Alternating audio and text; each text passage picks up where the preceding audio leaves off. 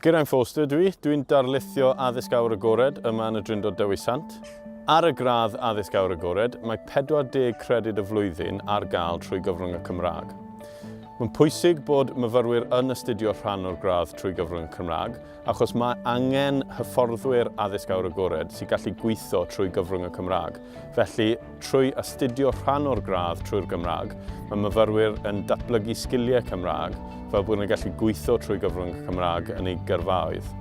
Mae llawer o canolfannau Awyr Agored yng Nghymru, ond does dim llawer o hyfforddwyr sy'n gallu gweithio trwy cyfrwng y Cymraeg. Felly, os mae ysgolion Cymraeg yn mynd i canolfan addysg Awyr Agored, mae rhaid i'r hyfforddwyr dysgu trwy gyfrwng y Saesneg.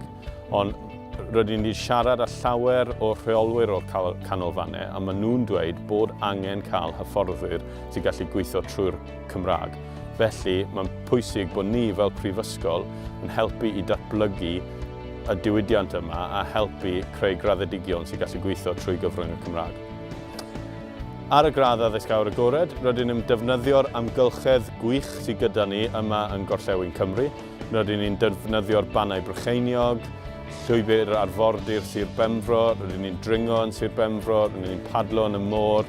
Ar y gradd, mae myfyrwyr yn cael cyfle i beico mynydd, i kayaco, i dringo, i cerdded ac i wneud nifer o gweithgareddau a dysgu theori Awyr Agored ac addysg Awyr Agored. Mae cysylltiad gryf gyda ni gyda gwersyll yr Urdd Glanllyn. Mae myfyrwyr ar y gradd addysg Awyr Agored yn mynd i Glanllyn 2 waith yn ystod y gradd am wythnos llawn i cael cyfle i cael profiad y mynyddoedd Gogledd Cymru, ond hefyd i mynd i canolfan ble mae addysg Awyr Agored yn cael ei dysgu trwy gyfrwng y Cymraeg yn gyfan gwbl.